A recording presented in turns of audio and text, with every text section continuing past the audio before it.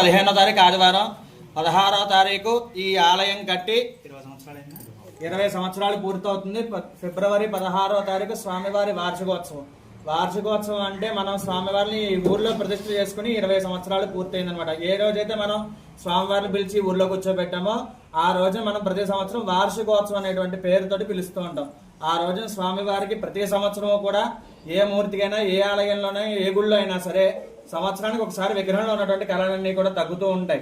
మళ్ళీ ఈ వార్షికోత్సవం రోజున మళ్ళీ ఆ కళలు చైతన్యం అంతా కూడా విగ్రహంలో చేసేటువంటి కరతం అంతా కూడా 16వ తారీఖు జరుగుతుంది. మన ఊర్లో 16వ తారీఖు ఫిబ్రవరి 16వ తారీఖు చేశారు కాబట్టి ఆ రోజున వార్షికోత్సవం కింద మనం స్వామివారికి మహాన్యాసపూర్వకంగా ఏకాదశ రుద్రాభిషేకం కార్యక్రమం చేసుకుంటున్నాం.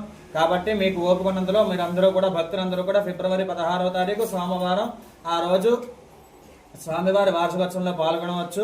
అలాగే ఈ రోజున మనం అభిషేకం చేస్తున్నాం. పాలు, పెరుగు, పంచదార, నెయ్యి, తేనె తీసుకొస్తున్నారు కదా. అలాగే 11 రకాల ద్రవ్యాలు ఉన్నాయి. మీ అందరికీ కూడా వచ్చే వారం కానీ ఆ లిస్టు మీకు అందజేస్తారు. మీకు ఓపుకున్నందులో మీరు ఆ ద్రవ్యాలు తెచ్చుకుని రావచ్చు.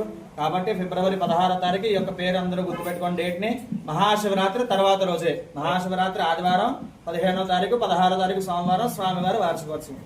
కాబట్టి అదే విధంగా స్వామివారి ఇక్కడ మన ప్రతిష్టాపన చేసుకుని 20 సంవత్సరాలు పూర్తవుతోంది. కాలక్రమేణా మనకి రోడ్డు పడుతున్నాయి. తర్వాత చుట్టూ ప్రహరీలు, స్థలాలు అన్ని కూడా ఎత్తులో ఉంటున్నాయి. ఎప్పుడైనా సరే ఆలయం ఎప్పుడు మెయిన్ రోడ్డుకి ఎత్తుగా ఉండాలి తప్ప పల్లంగా ఉండకూడదు. కాబట్టి మనం దీన్ని యొక్క స్థలాన్ని పునః నిర్మాణం చేస్తున్నాం. పునః నిర్మాణం అంటే మొత్తం తీసేసి కట్టడం కాదు, రీమోడలింగ్ అనమాట. ఇంగ్లీష్లో చెప్పాలంటే దీన్ని తీసేసి గ్రానైట్ రాయి వేయడం, లోపల గర్భాలయంలో టైల్స్ వేయించడం, ఇదంతా చేస్తున్నాం. కొంతవరకు పని పూర్తయింది. గోడది అనుకున్నాం, అది త్వరగా కాలంలోనే పూర్తయింది. అదే విధంగా ఎదురుకుండా స్లాబ్ ఒకటి అనుకుంటున్నాం.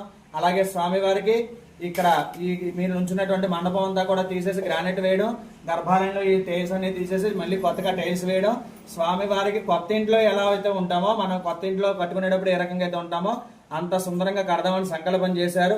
కాబట్టి మీ శక్తి కొలది ద్రవ్యంలో కానీ, డబ్బు రూపంలో కానీ, లేకపోతే సహాయ రూపంలో కానీ కమిటీ వారిని సంప్రదించి స్వామివారికి జరిగేటువంటి యొక్క పునః ఆలయ అభివృద్ధి పనుల్లో పాల్గొనవలసిన విజ్ఞాపన చేస్తూ ఫిబ్రవరి 16వ తారీఖు స్వామివారి వార్షికోత్సవం, దాంట్లో కూడా అందరూ కూడా పాల్గొనండి. టైం చెప్తాం.